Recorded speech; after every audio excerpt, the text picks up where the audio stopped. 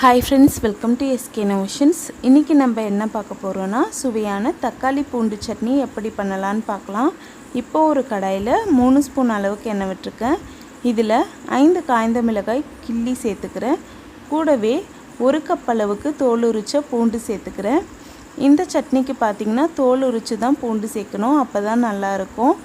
உங்கள் காரத்துக்கு தகுந்த மாதிரி நீங்கள் காய்ந்த மிளகாய் கூட்டவோ குறைக்கவோ செஞ்சுக்கோங்க.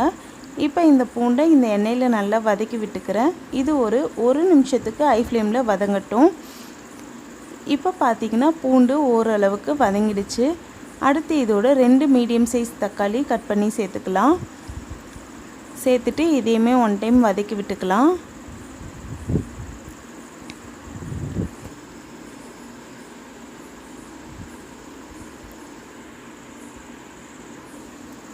அடுத்து இதோட இந்த சட்னிக்கு தேவையான அளவுக்கு உப்பை சேர்த்து ஒன் டைம் நல்லா மிக்ஸ் பண்ணி விட்டுக்கிறேன்.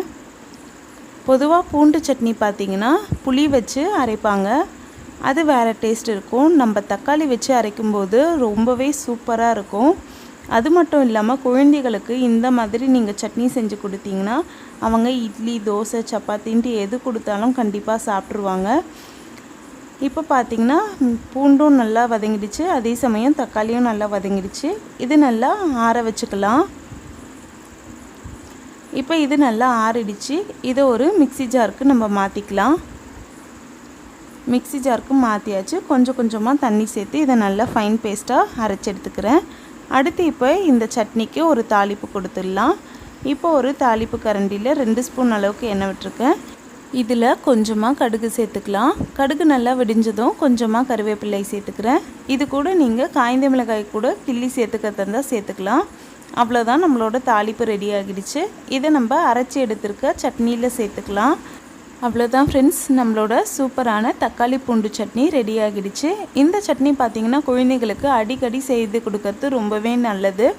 ஏன்னா அவங்களுக்கு நோய் எதிர்ப்பு சக்தி என்னதான் சாப்பிட்டாலும் குறைவாகவே தான் இருக்கும்.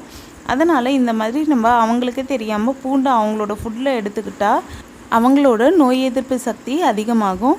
அதே சமயம் நோய் எதிர்ப்பு சக்தி மட்டும் இல்லை, பூண்டால் நிறையவே நன்மைகள் இருக்குது. அதனால் கண்டிப்பாக வாரத்துக்கு ஒரு தடவையோ இல்லாட்டி 10 நாளுக்கு ஒரு தடவையோ இந்த சட்னியை நீங்கள் செய்து கொடுங்க. இந்த வீடியோ உங்களுக்கு பிடிச்சிருந்தால் லைக் பண்ணுங்கள், உங்கள் ஃப்ரெண்ட்ஸோடு ஷேர் பண்ணுங்கள், அண்ட் எப்படி இருந்துச்சுன்னு கமெண்ட் பண்ணுங்கள். நம்ம சேனலை ஃபஸ்ட் டைம் பார்க்குறீங்கன்னா மறக்காமல் சப்ஸ்கிரைப் பண்ணுங்கள். தேங்க்ஸ் ஃபார் வாட்சிங் ஃப்ரெண்ட்ஸ்.